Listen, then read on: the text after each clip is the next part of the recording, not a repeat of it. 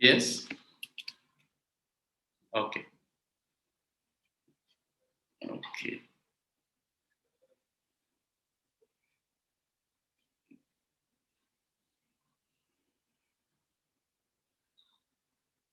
Okay.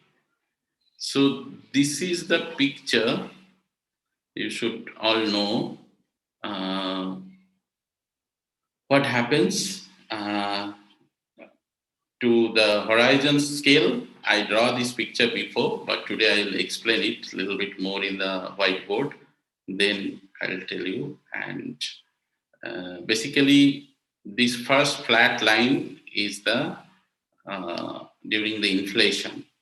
During inflation, h, the Hubble parameter, is h square is equal to Friedman equation is equal to rho, and rho is constant, like a cosmological constant. It is a dark energy phase one. So in this time, the h is constant, so h inverse is also constant. So h inverse is kind of the scale of horizon. Inside it, it is under physical evolution. Outside it is beyond causality. So that's what in cosmology happens. At any time, if you know what is H inverse, its unit is length scale.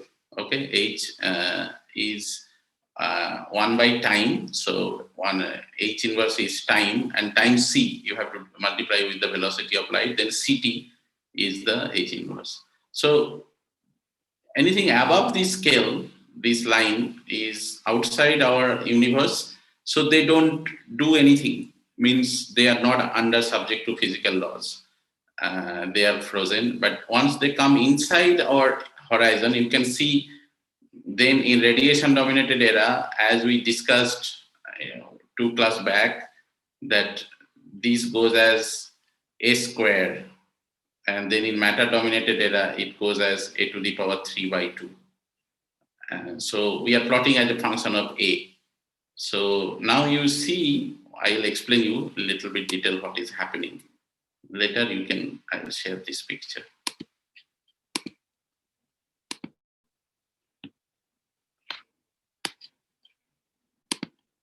So as we have learned it already, know that h uh, at h is a function of z or a, whatever it is, and a square is given by 3. A square is given by 8 pi g by 3 into rho total. So now this rho total is basically rho naught. I'm writing it again and again by matter plus rho naught radiation by a to the power 4 plus rho lambda, which does not depend on a. So no dependence on a. So for this domination, as we know that h square is basically constant because 8 pi g by 3 rho lambda, and rho lambda is rho lambda 0. It does not change. So h is equal to constant. So h inverse is also constant.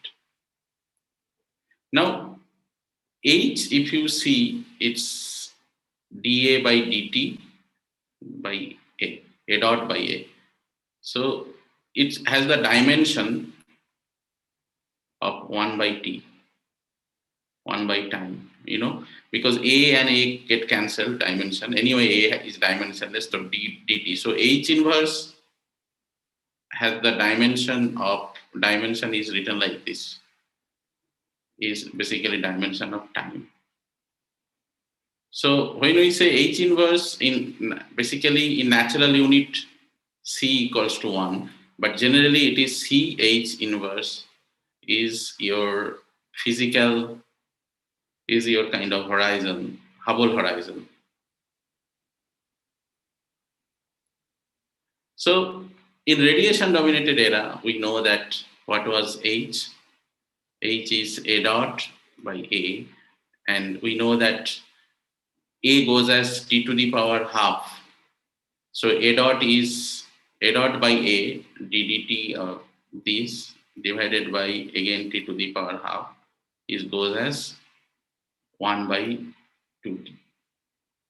So H inverse is 2t times you have to multiply basically by c. So c 2ct is the Hubble horizon,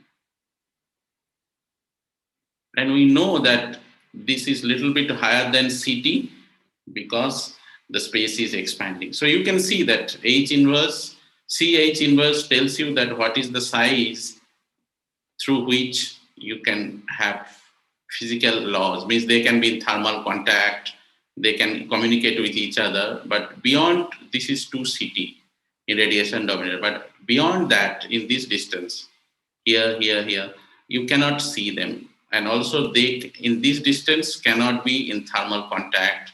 This is beyond physical laws because they didn't give enough time to be to cover because to connect with each other, because all the time they got is to c times t, and this two factor comes because suppose light ray comes from here, and on the way when it is traveling the space is expanding. So if it is not expanding then it will be exactly ct, but as it is expanding it is through 2ct. So do you remember what is this value for matter dominated universe, ch inverse? Who can tell me? We calculated it. 3 CT. 3ct, very nice. So this is the size. Okay, okay, okay. Now we know that we can write this as function of scale factor, in either in time or scale factor. So if we write in function of scale factor, I just said a goes as t to the power half, so t goes as a square. So the horizon size goes as a square, and here for a to the power 3 by 2, because because a goes as t to the power a goes as t to the power 2/3, so t goes as a to the power 3 by 2. So you can see the horizon size is proportional to a square. As universe become a bigger and bigger, it goes a square, and in radiation matter dominated a to the power 3 by 2. Okay, so now for inflation or dark energy, both inflation or dark energy,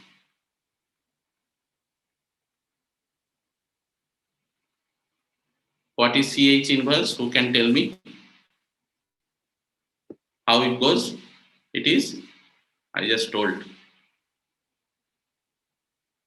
as a function of time or scale factor, how it will go?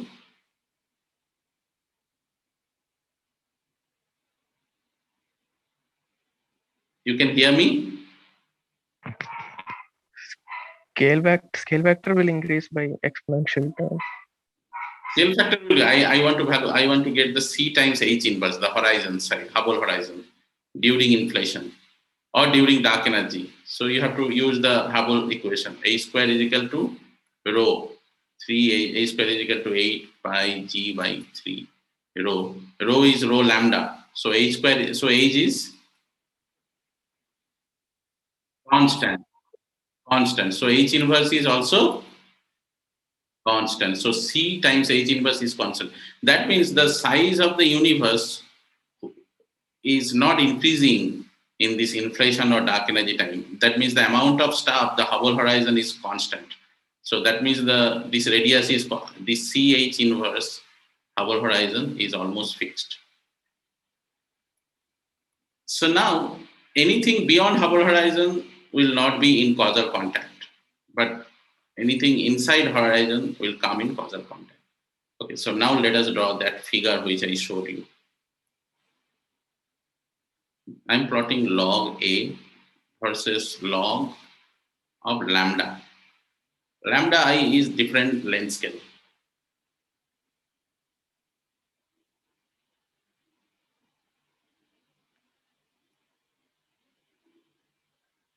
This is not square.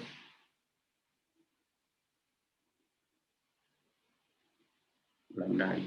So now you tell me, forget about radiation dominated, matter dominated, anything. Suppose I take a distance, these are lambda I are this. So I take a distance lambda 1, which is the distance between 2 points in the universe. One star, another star is 2. So this is, I am calling it as lambda 1. Let's say it is a megaparsec distance, 1 megaparsec. Now, if I wait with expansion of the universe, this distance will remain constant or it will change. We have discussed about it, the distance between the two farther away stars. So I start with 1 megaparsec. Now, suppose at that time the scale factor is A equals to, say, AI, initial value. Now I measure again the distance at A equals to A final. So what will be the distance when I measure it at A final? Who can tell me? The distance between two stars will remain 1 megaparsec or it will increase? It will increase. So how much it will become? A final lambda dash. A final by A initial. Yes? The ratio, how much universe is becoming bigger and bigger. Yes? Yes. Yes. So now A initial is a constant. Suppose I start with A initial is, suppose today it is A naught equals to 1 or something. So basically we don't write it A by A. We just tell that it goes as lambda times A. Okay, A is the scale factor. So A has a normalization constant of A initial, but that is constant. So if A becomes 2 times, the distance become 2 megaparsec. If A becomes 5 times more, because universe expands 5 times in all direction, it becomes 5 megaparsec.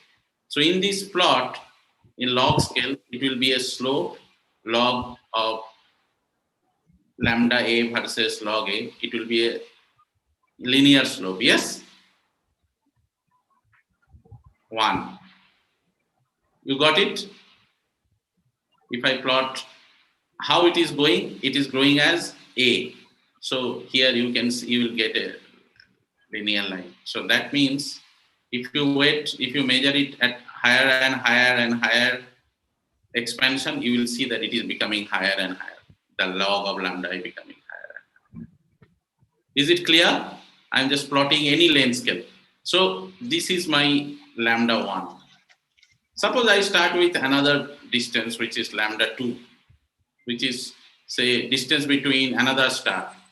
So say this is another star, this is a bigger distance, say 2 megaparsec. So if I again wait, it will be, suppose I measure it when universe is 3 times more bigger. So what will be the new distance? If I measure that time, it is proportional to A. So how much it will be?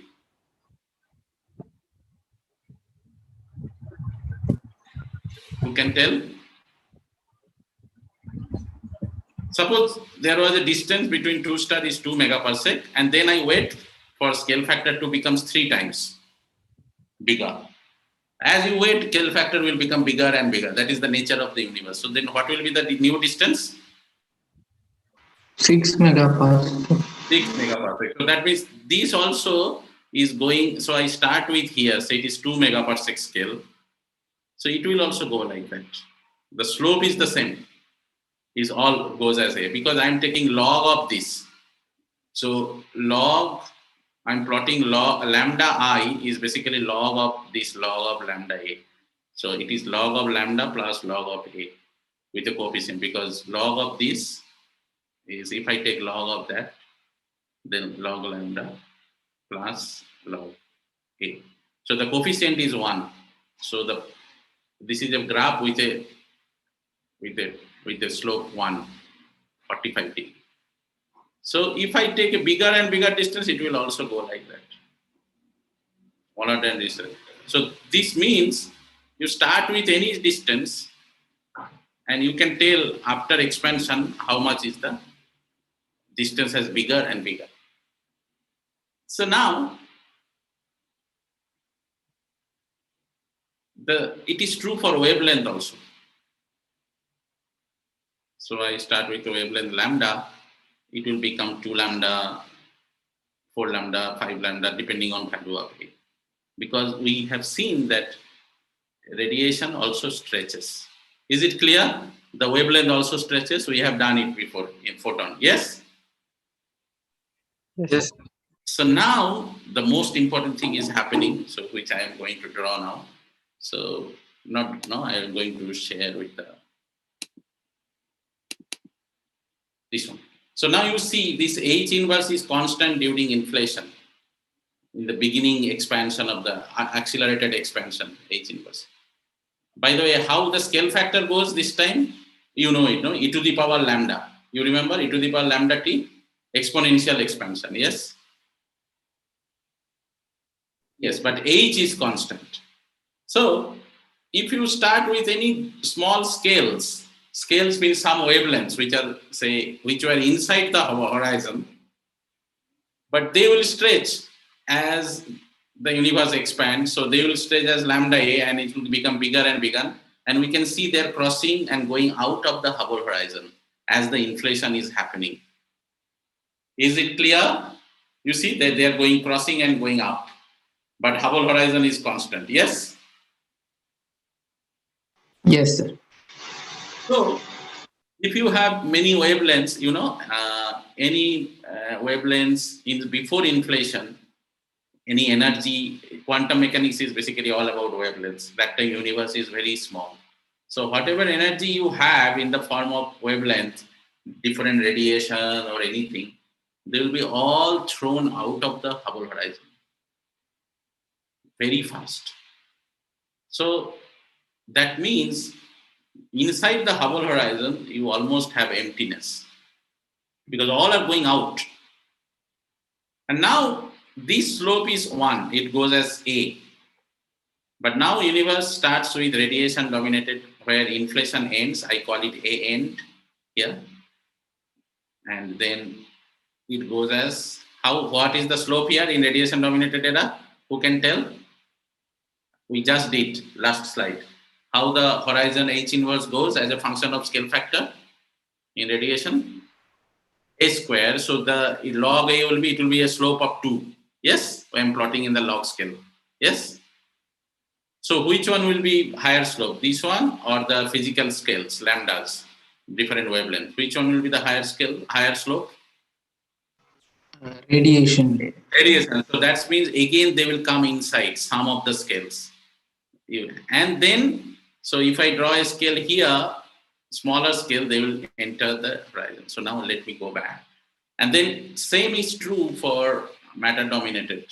Slope changes from a square to a to the power 3 by 2, but still it is greater than a. So that's why you see the wavelength which was thrown outside our Hubble horizon during inflation is coming in radiation and matter dominated era. So when I was doing my PhD, I had a cosmology course where we got this question that find out number of stars entering every day inside our Hubble horizon. That means it is coming inside our visible interactive universe. It is they asked me to do matter dominated universe. So when universe were forming galaxies, then more and more wavelength were coming in. All the distant stars were coming inside. So what was happening? This is what happened. So this is H inverse during inflation. This goes as a square. This now then this goes a little bit slower, a to the power 3 by 2. These are I'm plotting my H inverse. And now again today is dark energy dominated universe. So how H inverse will look like? Who can tell me? Constant again, very nice. So now see suppose this wavelength were thrown out, wavelength or any distance, the distance between 2 points, that means points were thrown out of the horizon. I just told it can be wavelength, it can be distance between two. That time there was no stars, but two atoms, distance between microscopic level. They are all thrown. That means what is happening? H inverse is becoming constant, and things are going out of the horizon. So universe is left with emptiness. So is true for curvature also. We have shown any curvature energy density will go to zero. Last class we showed that. So universe becomes pure empty universe at the end of inflation. So that means what is happening? All length scale, different length scale, lambda, lambda 1, lambda 2, distance between atoms or wavelength, lambda 1, lambda 2, lambda 3, lambda 4. I'm going bigger and bigger. So you tell me which length scale, which wavelength will go out of the horizon earlier and which wavelength will go out of the horizon later during inflation. These are crossing, no? When this horizontal line is crossed, they are going out. So which wavelengths, bigger wavelengths will go earlier or smaller wavelengths will go earlier? Go out. Bigger one will go earlier. Bigger one will go earlier. Now, they remain outside our horizon. We don't see those stars. But only when they enter again back, we see them, they come inside our horizon. This also enters. This also enters. Some enters in radiation dominated era, some enters in matter dominated era. So now you tell me again, which wavelength left fast or which distance is left outside of the horizon, Hubble horizon first? The bigger wavelength. Yes, you just told me. Yes? Yes, sir. And which enters first inside the horizon, bigger or smaller? You can see from here. Smaller ones. Smaller one entered first. Very nice. So which was thrown later comes earlier. So which was thrown earlier comes very late now in matter dominated era. So even before dark energy domination, when say Earth was forming 5 billion years before now, so when universe was 8 billion years old, still the stars were entering our horizon. You can see more and more stars, and that's what I calculated in our cosmology course. It is a little bit tough, but you can take a look. You need to know the number density of stars and how the horizon, but it's very interesting number. It's not a huge number. I found out some 2,000 or 3,000 stars come inside our visible universe in matter-dominated universe. That means what is there outside our horizon? That is the thing. Outside our horizon also there are stars, there are hydrogen gas, everything, but we don't see them. But if there is an alien and another point in the universe, and they have their universe, then he will see his own universe similar like us. So every point in the universe, you can draw a Hubble horizon. It is not that we are the only special one. So within our Hubble horizon, we are seeing it, but there may be aliens which is beyond our universe, life forms. They also have their horizon, but they also see things enters in their horizon in their matter-dominated and radiation-dominated universe, and they will also see things. So whatever we are seeing inside this Hubble, in this equation, these lines, this is the same case for much further away aliens which are not causally connected with us, which we have never seen them, will never see them, they will never see us. I'm not talking about within our universe, beyond our horizon, beyond our causal universe, but they will also have the same. So that's why universe is infinite, but Hubble horizon is finite. And we can do physics as Hubble horizon is finite, and only the physics we can do or observation, everything under laws, physical laws. Sorry.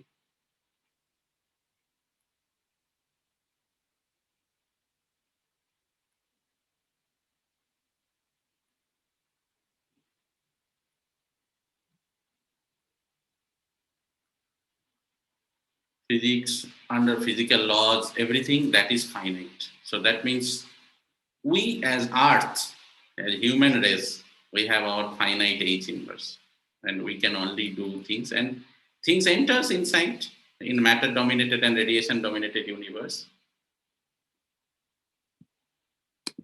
but things goes away from it in dark energy. You can see now in dark energy domination again the wavelength will, what will happen? It is Go leaving out. again. So all which has entered again going out, crossing out. This is our horizon in dark energy domination, going out. So if we wait further, say 5-10 billion years, then you will see all wavelengths, say galactic Milky Way, megaparsec, kiloparsec, they have all left. Only maybe kiloparsec. So that means you will only see Milky Way galaxy, nothing else. So that's I showed you in the video by Brian Green. That time if astronomer comes, they will see nothing in the sky. It's all pure darkness. So we live in a very nice time here when things has already inside, has not left us yet. They have entered, so that's why we see galaxy clusters, megaparsec scale. We see the dark energy behavior of the universe. We see superclusters. We see many farthest supernova, many gamma ray bursts. All these things because they are now inside. But if we wait for another 4 billion years, we cannot wait. Future astronomers in Earth, they will see nothing.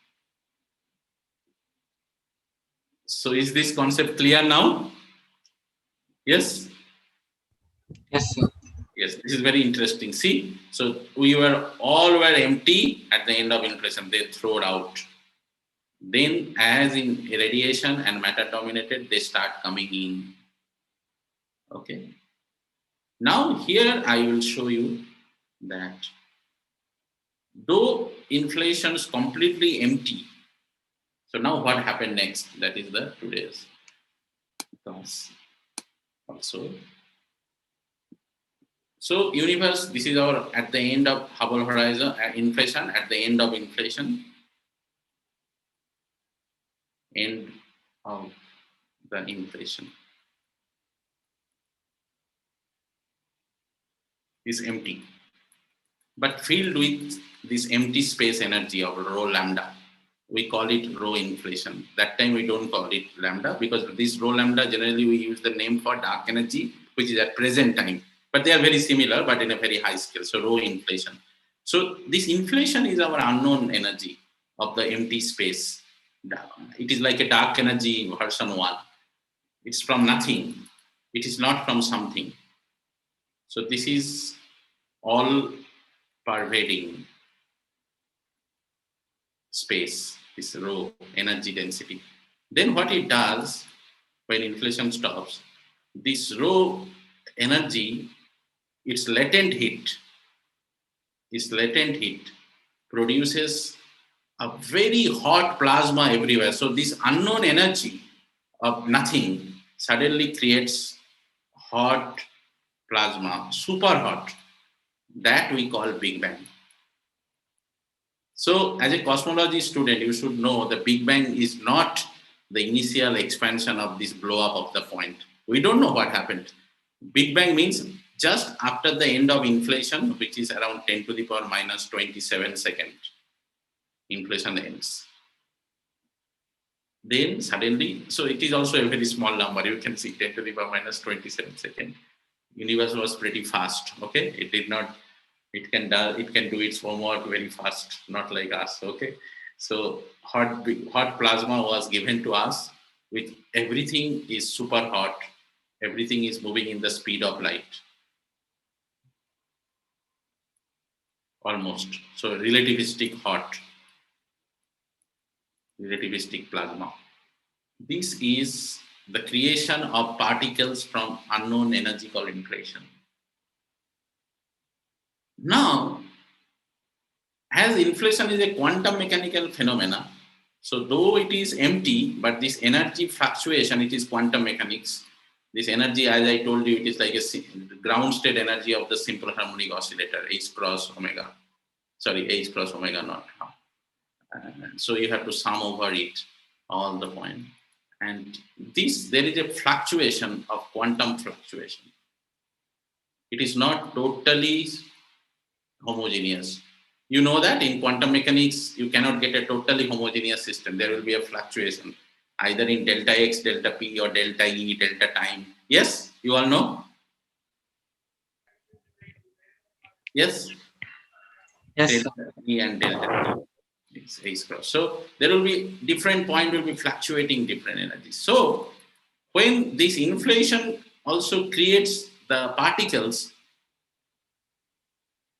of our universe, so there will be some over density, some under density. Some over density, these are over density particles, and the in between the empty space are under density. And actually, it is very smooth. Rho is very smooth, but the rho mean this is the average plus delta rho. We find delta rho by rho from CMB experiment is 10 to the power minus 5. So that means the fluctuations is very low.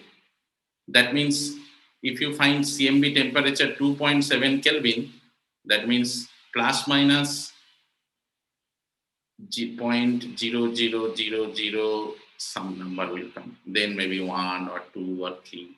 So it's a Kelvin. Different point will fluctuate differently. But the order of fluctuation is 10 to the power minus 5. So it's a very smooth universe, but there is a tiny delta rho by rho, means there is a density fluctuation in the universe because it came from the quantum mechanics of origin of inflation, and it was the field was fluctuating. The inflaton was also not homogeneous. It was doing like fluctuation quantum mechanics like that. Okay. And then it produced our universe particles of quarks, electron, proton, antiquarks, so of which proton to fundamental nahi hai, all these things. So are you clear now how inflation creates our hot Big Bang and there is a fluctuation of 10 to the power minus 5? Is it okay? Yes, sir. Yes, Yes. Now this is our good luck.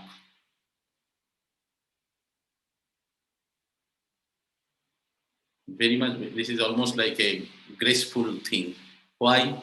Because if it was pure homogeneous, we have told, even if you apply gravity, you can never create galaxy. Because at each point, if there is no over density, you cannot make galaxy. Every point the force will get cancelled. Yes? Yes, sir. So that's why we owe our origin of galaxy and all these fluctuations, stars, everything to quantum mechanics. Our origin is quantum mechanics. If it was through classical mechanics, then it will be pure homogeneous system, this universe.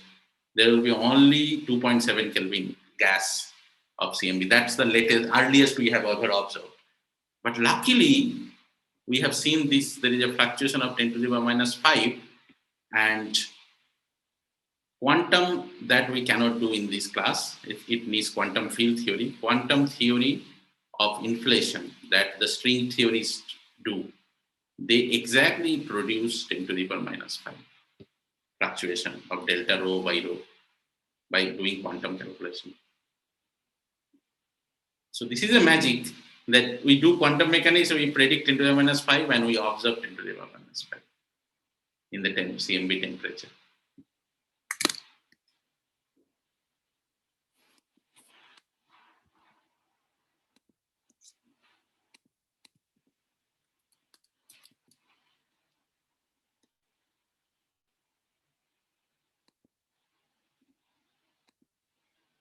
So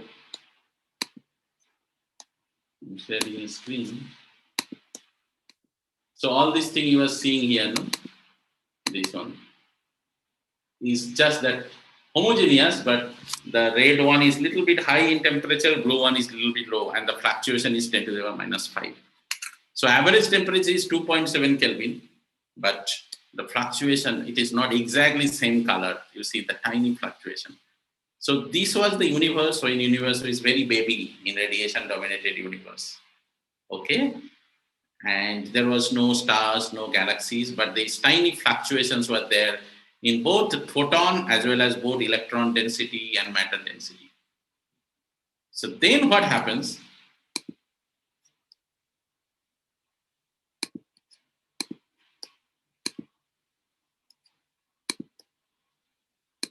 then what happens? These fluctuations are everywhere. I'm drawing a very big, fluctuations are everywhere. Fluctuation. But then our Hubble horizon, H inverse, starts becoming bigger in radiation dominated universe. It goes as a square and then become more and more a square and become even bigger because it's going as a square. So more and more fluctuations come inside our Hubble horizon. More fluctuations comes inside H inverse in radiation dominated universe as well as matter dominated universe. Clear? Because Hubble horizon is becoming bigger and bigger because H inverse is going as a square, whereas the distance between different fluctuations, suppose there is a fluctuation, means the over density and under density, they are going as A. So Hubble wins. That's why they come inside our horizon. So as you wait, more and more over density and under density will enter our horizon. And now once they enter our horizon, then they are under the law of gravity. Law of gravity. Only before, if they don't enter outside, the gravity cannot work on them because they are beyond causal universe. Once they are law of gravity, then you tell me the overdense region will become bigger or smaller. Just think of a gravitational system where you have some overdense region. So they will become bigger or smaller as you let time grow. Who can tell? What will happen? This area has more potential than the empty area. Yes? Yes. Yes, sir. Then it will attract more dust, more overdense into it. Yes? Yes, Yes. sir. Yes. So then what will happen? The density will become bigger and bigger, and the void will also become bigger and bigger. Void will also become bigger and bigger. And then finally, one point will come when density is so much, there will be a collapse, and then the star forms, dark matter halo forms. Got the idea? Yes? So the formation of stars starts from this tiny dust. Then the nearby overdensity will pull all the dust and it will become bigger, and this one will become bigger, and then these stars will pull more dust. Not star, lower density. This will pull more dust because it has more gravity, and it will bigger, and bigger. And at some point, there is a theory which we might not be able to do it when delta there is crosses a delta critical, delta critical, then it collapses into stars, and because the gravity then becomes super effective, and then the whole stellar physics begins. And once it collapses into stars, then it is not under Hubble expansion anymore, because this force of collapse is so high that it will prevent itself to flow in the Hubble expansion. So that's why our Milky Way galaxy is not affected by Hubble expansion, because it has already collapsed. Getting the idea? Clear? Yes? Yes, sir. So this is the whole idea of structure formation in the universe. So now, in the last class, we might be able to do it starting from 10 to the power minus 5 delta rho by rho. It's a tiny quantum fluctuation. Then it starts growing. It goes bigger and bigger. Different function happens that will derive that how delta rho by rho grows as a function of scale factor A or function of time. It will go bigger and bigger and bigger. Maybe some, depending on radiation and matter dominated universe, delta rho by rho as a function of A. And then it hits a critical density delta C, and that area collapses into stars or some halos, dark matter halos or something. This becomes a bound object. So then you get more and more bound object in the universe, and they, depending on their size, they are called galactic halo or dark matter halo. There may be many stars, million stars. So ultimately, all galaxies are like this kind of collapsed object when delta crosses delta C. So now the whole idea of cosmology is that cosmology not only gives you the Big Bang cosmology, inflation, all that we learned, it tells you from nothing. You apply quantum mechanics and you get delta rho by rho. Maybe you will do this delta rho by rho derivation of 10 to the power minus 5 next class. Then it can only enters horizon in matter dominated and radiation dominated era. So you get more and more things inside our horizon, as I told, more and more fluctuations. Horizon becomes bigger, H inverse today we told. And then more and more star forms, galaxy forms within this, and it becomes bigger, more and more area under, because if it does not enter inside the H inverse, the gravity cannot act. Gravity cannot act outside Hubble horizon. That is the Einstein special relativity. With beyond the Hubble length, you cannot do any physics. It's beyond causality. So this is the whole idea of our visible universe. So now today's lecture, you see how things went outside the universe, horizon in inflation. The bigger scale left earlier and they entered later. The smaller scale left later but entered earlier. Okay, this is a very important thing we have learned today. So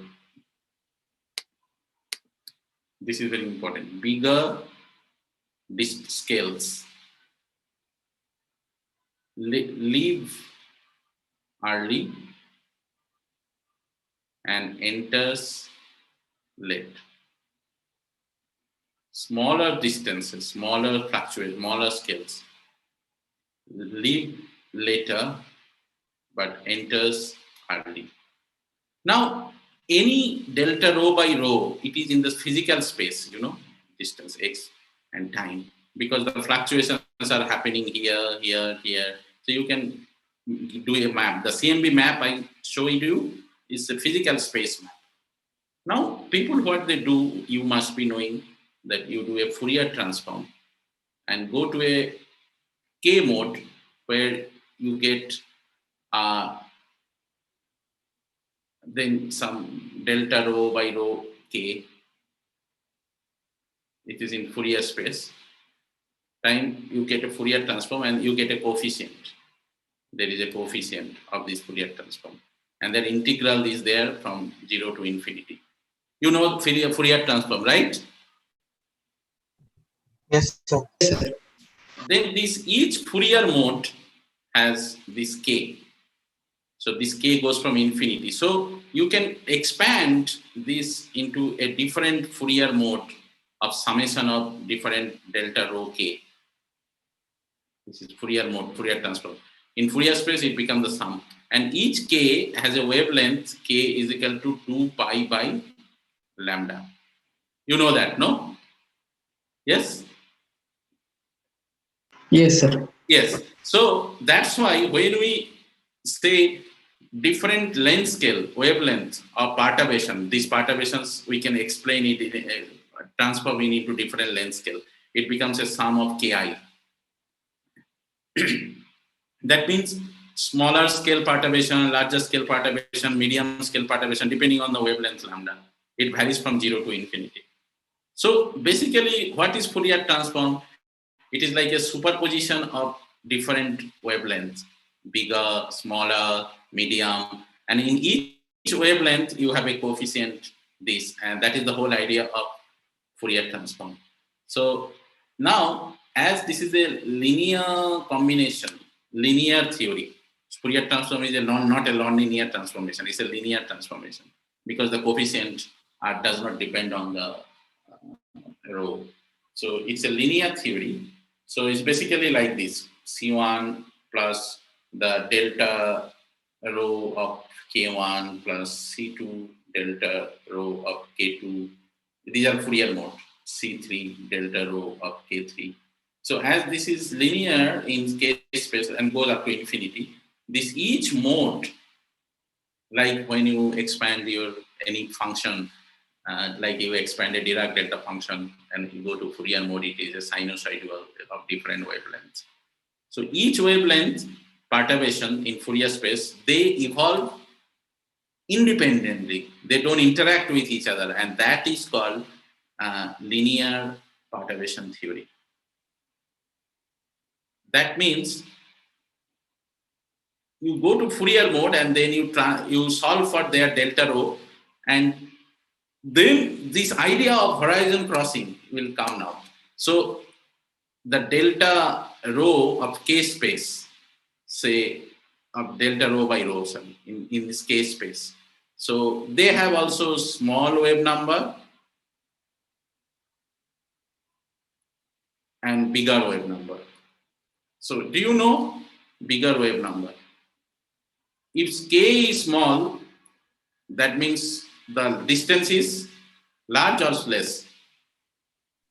Large. Large. Large. If K is big, that means the distance is, sorry,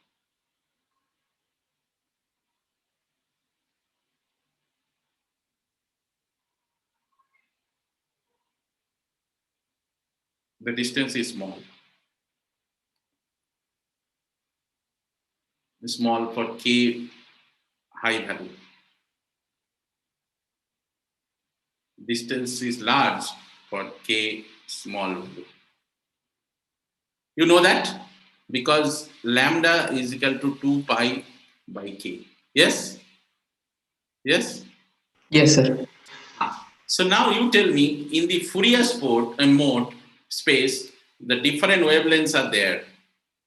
So the fluctuations can be decomposed in different wavelengths, and as we said, the H inverse is the Hubble horizon. So which wavelengths will enter first? Which wavelengths of Fourier delta rho K? The high K will enter first earlier, or low K will enter earlier? This answer has been given in my last 2 slides back when I was crossing. I was telling, no, small lambdas enter earlier or later, Later. and they no small lambda Small enter first. Enters first. enters fast. So then that means this delta rho in Fourier space for K small number, for smaller scale, smaller K will enter the Hubble horizon first. Yes? You are decomposing the whole thing in physical space in different wave number. So that's why the smaller growth happens fast. Smaller and the larger lambda, that means the scale of delta rho in a bigger length scale, that form later because they enters later. So that's why universe starts with a small fluctuations and then become bigger and bigger and bigger. Is it clear? Universe does not start with a bigger fluctuations delta rho at a scale which is much bigger. No, they enter Hubble horizon later. And unless they enter, they cannot create under galaxy. So that's why now I'm giving the end statement today. It's very interesting. If we see today's Hubble horizon, H inverse, it is around 3000 megaparsec, which are just here, the fluctuations. Means if you look for distances, correlation function of distance like this, you will see in these scales, the galaxy has not formed yet. So if you look from Earth, you will see a lot of galaxies here, but as you come closer to the horizon, then you will see very less galaxy form. Why? Because they entered the universe later and they did not get enough time to fall on each other and create galaxy because it takes time. So they were outside, the delta rho were outside this lambda, the delta rho of K for K very small number, less than 1. That means a very big scale which enters the universe less, just very recent time. And not only that, if we go very far, then we will see the age of the universe, the modes are actually leaving the horizon because it is already dark energy domination. So what you will see, a lot of galaxies here, then you will see less galaxies because they didn't get enough time to form because they entered later, the fluctuations. And then at the edge here, you will see that they are actually leaving the horizon. That means they are going out of the horizon and horizon is shrinking. H inverse. Compared to horizon is not shrinking. Actually, H inverse is constant, we just said, but more and more lambda is going outside the horizon. So that means you might feel that you are losing stars and all the dust.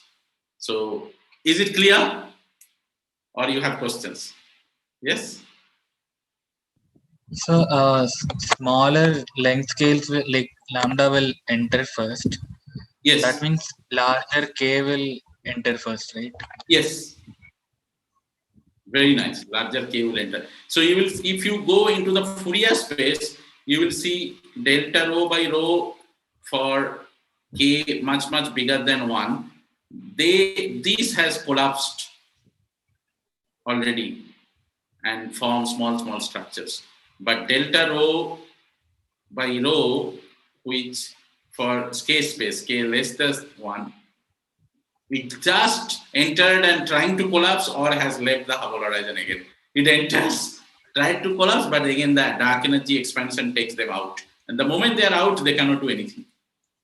So they are the unlucky one. They could not form galaxy. So that's why very large scale, you will not see the galaxy function if you look from now. So intermediate, you will get a lot of galaxies here. Intermediate, you will see little less because depending on that. So that's why, and in fact, if you plot this, it's called power spectra, which is basically delta rho k square in the k space as a function of k. Actually, you will see for higher k, it is going up. As I say, the more and more collapse will happen. That means the fluctuations will be high. But at very large scale, actually it will again drop. Why it drops, we'll discuss in the last two classes. There is a reason to drop. But most of the k, it actually goes up. Okay. And very small k, you see the number, their strength of fluctuations has not grown. They are very less because they didn't get enough time. They just entered the Hubble horizon very late. As I said, large scale entered late and leaves early. After inflation, they left early. So they left early, stay outside, and this Hubble horizon becomes bigger, and maybe they get a chance to enter, and then immediately again they are out of this because Hubble horizon become constant again. So this is the whole idea. It's not an easy idea. We have to incorporate the idea of Fourier transform of linear growth. But today we showed very importantly that 10 to the power minus 5, it has been verified by experiment. It has been calculated by quantum mechanics, by inflation. And today also we discussed what is hot Big Bang. It is not the initial 0-point expansion. Hot Big Bang is after the inflation, when the empty energy of latent heat of inflation produces suddenly a hot plasma with the fluctuations. That is hot Big Bang, hot plasma. And how it produces, we have some theory. We cannot do in this cosmology class. They are called theory of reheating. Means suddenly universe heated up from nothing. Okay, hot plasma, it is called a reheat. Why it is called a reheat, I don't know. People we call it as been heating, but they call it reheating. Maybe in the previous era of the universe, before Big Bang, there has been many universes, who knows? And there has been many such epochs. So, and also today we discussed there might be aliens outside our Hubble horizon. They can draw their Hubble horizon and they will find the galaxy, everything. So universe is everywhere, but our universe is finite and bound by this H inverse, by Einstein's special relativity, Hubble horizon. Because beyond that, you will exceed the velocity of light. Because as I said, H inverse is very close to CT or 2CT. So you see, the velocity of light is maximum 2c or that, not velocity, the space. But if you go beyond that, you will see that things are moving much faster than the speed of light. So light ray emitted from there cannot reach us. That is the idea of Hubble horizon. Okay. So what is the idea of Hubble horizon? The light ray emitted from here will not be able to reach us because the space here, the velocity is very high. much higher than CT. Light is going in the CT, but if the space is going much higher than CT, then you cannot catch up. Okay. Okay. Any question? So this much for today. It's a very important concept. I'll send you some books or notes on this. Read it out, and then only you will be able to understand. Any questions you have? So, so in the horizon problem, we had based on CMB, if we assumed no inflation, the universe is expanding so fast that there wouldn't have been any interaction for CMB to be uniform, right? So now if we assume before CMB was released, the universe wasn't expanding, for a long period it was just static, would we get similar results?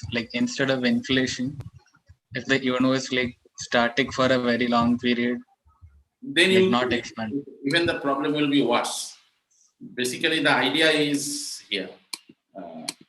Idea is not that. So this is your CMB sky, and you see this is the horizon. 1 degree should be within this length scale 1 degree, which if you divide it by the dA distance, then you get an angle 1 degree. This diameter is called RS, called some horizon, sound horizon or something. This much is the maximum distance photon could travel CDT from Big Bang till CMB. So it is actually not CT, it is actually CS because photon is coupled to plasma. So that doesn't matter, it's close to C. So this distance is CS dt Big Bang from starting from T equals to 0 to CMB. And this distance is some distance which actually angular distance is 1 degree. But now you are here, you are here, you are everywhere you are seeing, and you see that they are all in same temperature. Now this distance, you can clearly see is much, suppose the distance between two CMB patch, we are watching from here, this is Earth. Say this is, I am saying, say 90 degree. This distance is way more, say I am calling it S12 point between two patches. S12 is much higher than RS. RS is the distance, maximum distance. RS is nothing but maximum distance travel by light. So if you cannot travel more than this distance from the Big Bang to now, how can you travel to this big distance and equilibrate and make a same temperature? So now your question is, if universe was static before, then it will be even worse. What we have to do, we have to make universe expand fast, much faster. That is the idea. Because then only a small space can go spread out in a very large distance.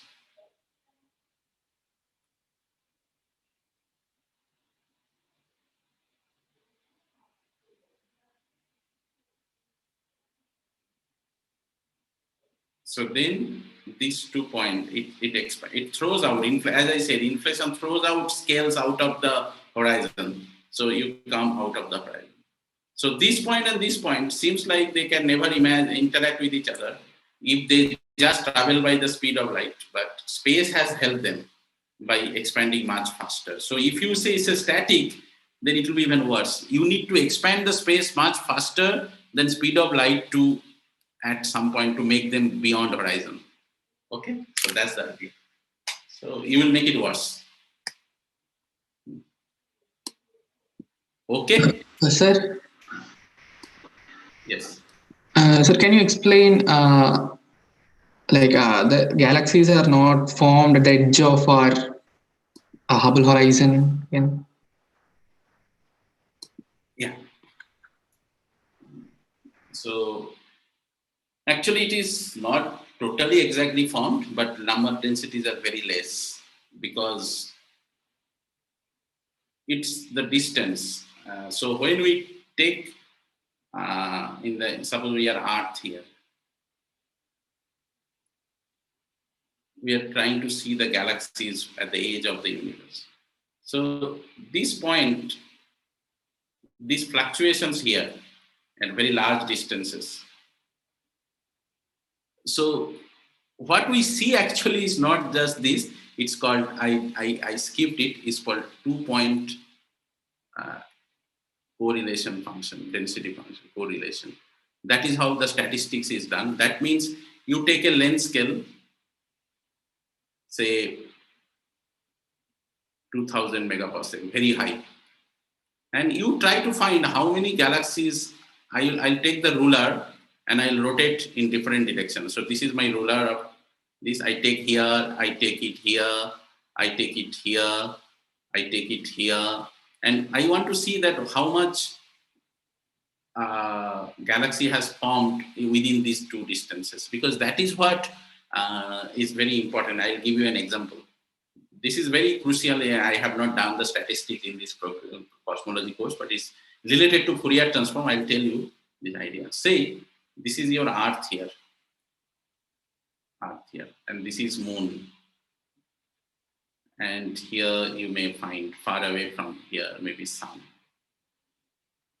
So now for solar system, if you take a length scale like this, in between Earth and Sun, and if you find that how within this length scale, you want to see that within this length scale is there object, you'll find nothing. Because you rotate your ruler and you say like, oh, I don't find anything. Because it's all empty space. Once in a while, you will find, because there are only 8-9 planets, and there are few asteroids and all this thing, but most of the space is empty. But if you go a length scale, which is much smaller than this length scale, say, I'm talking about 1 kilometer length scale, then you come to Earth and you will see, oh, I feel houses within 1 kilometer, I feel people within 1 kilometer, I feel trees within one, it's not empty within 1 kilometer. So that's the idea, that different length scale will give you different structure. And now if you go to a very big length scale, much beyond our solar system, into our galaxy, say this is our galaxy, and then you start taking a kiloparsec length scale, and you will see, oh, there are a lot of stars within kiloparsec. So what length scale you are looking, that is called the Fourier mode. That length scale, that is depending on that 2 pi by lambda. This lambda in Fourier's mode is that, and then I just said you that it's a 2-point correlation function, no? So it's a square, K1, K2 integral. So this you have to understand, it is called the statistics, because here you don't look at just one object and find galaxies are forming or not. You have to take many such sample and then do the average. So now coming to your question, so suppose I take a length scale which is like this, and I try to see from this distance to this distance, I rotate this scale here and scale here, and I try to find whether there are stars and stars here. And we see there is no stars, because in this large distance, the scale, I call it S12. This S12 was much, much higher than Hubble horizon. Hubble horizon was much smaller. They just entered the Hubble horizon recently. And that's why they didn't get enough time to get attracted by the laws of gravity. So think about it. These are the most modern concept of cosmology. Even PhD students struggle with that, but it's a good question. Okay, you got some idea? Yes, but so that's our Hubble horizon, right? So that's what we can. That's a very nice question. But if there is another observer here, so yeah, for him, every other object will be in close contact. If he now finds this length scale, it will be a smaller length scale for him. Yes. And he will find a lot of galaxies. So that's why this length scale 2-point correlation. But if he look for a bigger length scale like this, he will find no galaxies. Okay. So he will not find. So that's why it's not 1 point of galaxy. You have to find within this scale where you have to find one galaxy here, one galaxy here. That means it is 2-point correlation function. Then you rotate this scale in different point. That is the whole idea of delta rho by rho k square. Maybe one day I will. Let me see if I can show you a video on that. If I find, just hold on. These are very deep concepts of statistics. All the people who are working in European Space Agency or NASA, all they are doing, they're Fourier transforming and getting into the Fourier space and doing this. It is not so easy to visualize it. Okay, and why this 2-point correlation function is needed? Because it's a random field. You cannot say by looking at one distance, oh, I found one galaxy, that means there is a lot of galaxy. No, you understand, no? You have to do many measurements to see, tell that, okay, this distance scale, there is no galaxies or very less galaxies. Is it clear? Yes? Yes, sir. Yes. Now I want to show you, let me see.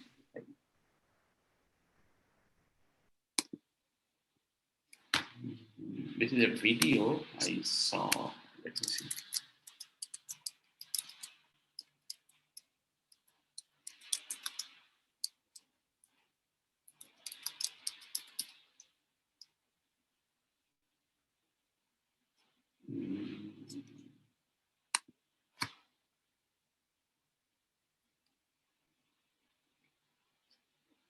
Let me see, just wait, hold on. I am just finding out if the computer has become very slow.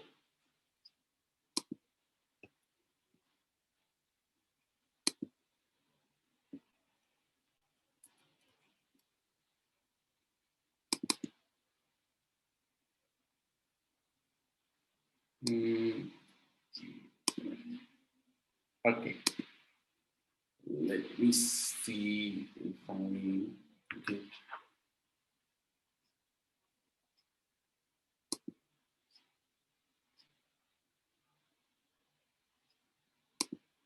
Ah.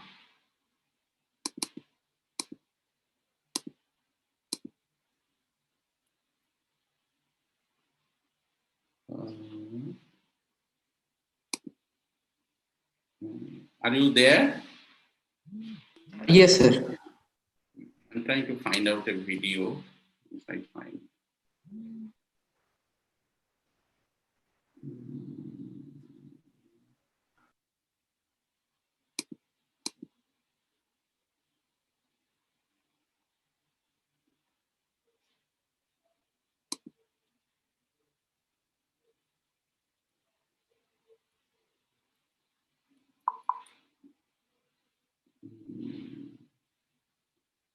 Not finding the video. It will give you an idea what it means to do this 2-point correlation function.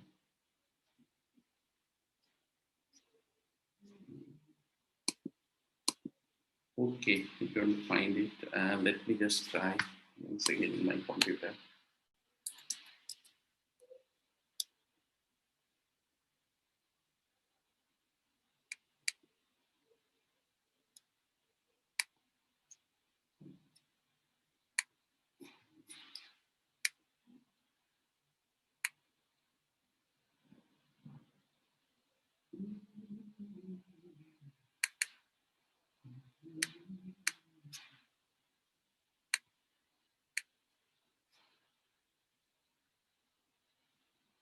I'll email you the video, okay? Not finding it. It tells you that how to do Fourier transform in the space and how to measure it. Okay? Okay, sir. Okay. Okay. So I don't find it, sorry. It's somehow lost. Okay. So then think about it and I'll meet you next class. Okay? So Yeah.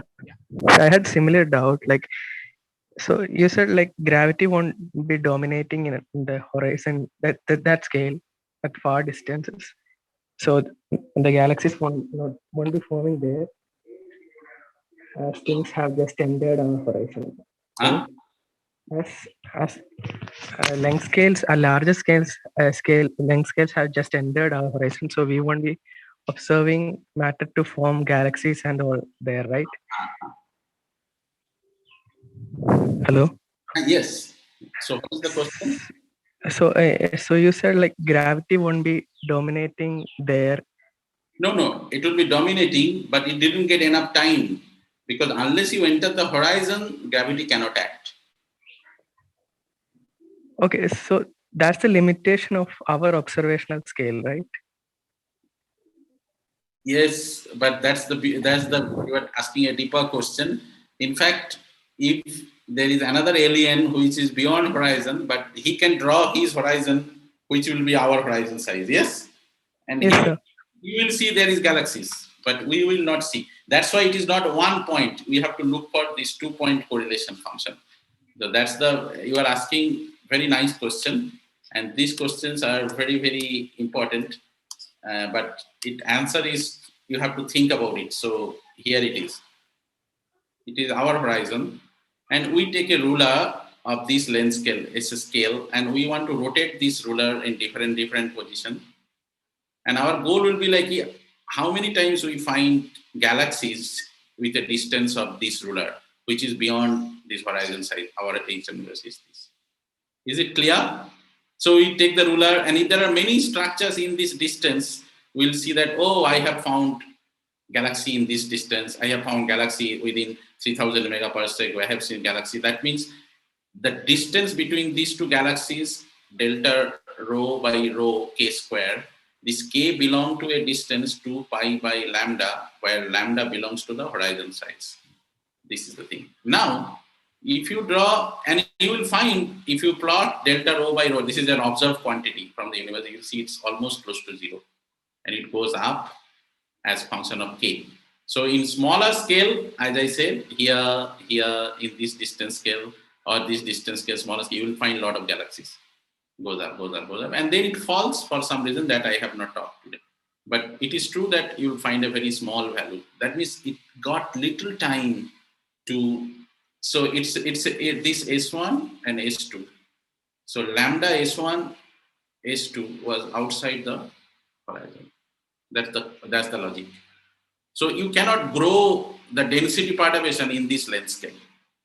But now your question is, suppose there is an alien here, and he will find that here a lot of galaxies, because it is much smaller distance for, because his horizon will be like this bigger or this bigger.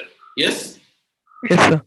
So he will find, but he has to take a ruler. So only one point is not enough. He has to take a ruler, and his ruler is so here, like this. He will find. So that's how what you are trying to understand through your 5 senses, how universe works is not so easy. Okay, you have to think about it. Depending on where you are in the universe, you will see different things. So if you are here, then if this distance you don't see galaxies. But if you are here, you will see there are galaxies. So it's all the Fourier transform. It is not that you are thinking about the physical galaxy X, but we have to ultimately do a Fourier transform. So Fourier transform is not easy to visualize, isn't it? Yes? Yes, sir. Yeah, that's why the coefficient of the Fourier transform in this length scale will be much smaller. So the idea is, it is true that we have experimentally found that the value here is very small, delta rho by rho square. Okay? So think about it, and it is true that this alien will find there are galaxies here, but we will not find there are galaxies there. Okay? Maybe you think about this and you give me the answer why. Okay? Yes? Okay, sir. Okay. Okay. But if you are a little bit confused, it's good. Okay? Okay.